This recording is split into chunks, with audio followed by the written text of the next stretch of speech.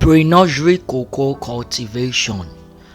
Now, the very first thing you're expected to do for your pre-nursery cultivation is to get a land space. So when you get your land space, the next thing you have to do is to do some little clearing.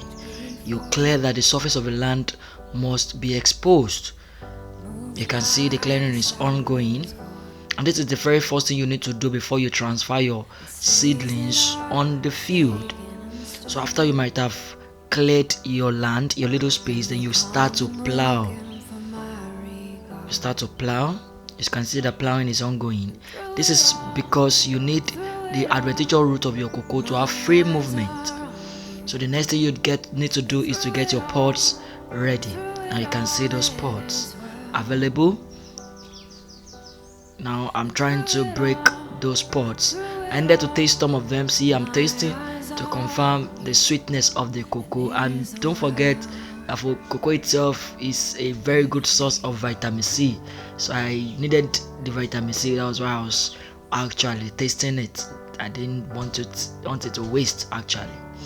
So now I've broken all the pods. You can see them here. And the next thing I want to do is to apply insecticide. This is to avoid crawling and biting, chewing and biting insects on my freshly coming out cocoa from the nursery. After I might have applied my insecticide, I applied fungicide, and it is fungufos. This is to prevent fungi from attacking my cocoa. So after I might have applied the fungufos, I then mix thoroughly. You dare not use your hand because the chemicals are very toxic. So you get something to mix them thoroughly. After that, I needed to use glove, but there was no glove available there, so I had to just use nylon. I'm going inside to plant each of it accordingly. You can see that's ongoing. You can see that, and there's a particular way of planting.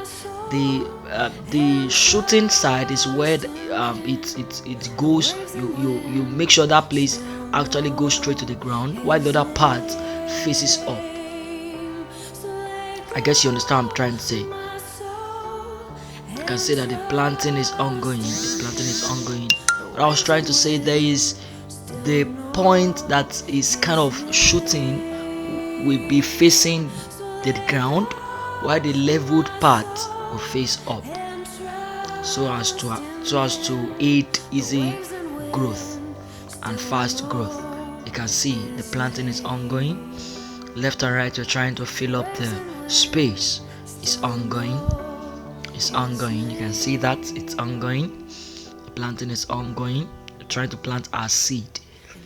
So in this one, you might not really need to create some more space like that, but just make sure it's at least 1 to 2 centimeters far away from each other, so they don't touch themselves, even in the nursery field, before you move them to your main field where they will be planted. Still ongoing. So we're done. You can see how they look. You can see we're done with our planting. So the next thing you are expected to do is to get leaves to cover. You are not supposed to use sand to cover them. What you're expected to use is to use leaf. You use leaf to cover each surface of the seed. You don't use sand, you use leaf. You can see I'm trying to get leaves to cover each of those surface, and that is ongoing. You can see that. That's a leaf. Trying to use leaves to cover each of those surfaces. You can see now almost everything has been covered. Not everything yet. Still ongoing.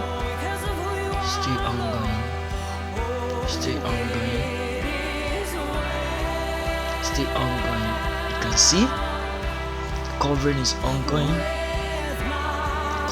You don't use sand, you use leaves.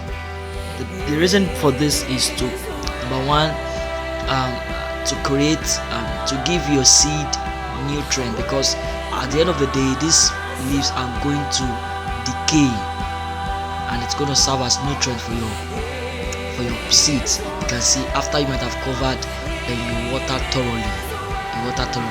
And the second reason why you must use leaf is to avoid stickiness, because if you're using sand, they are going to stick down to the soil, and it might take a longer time for them before you see them coming up.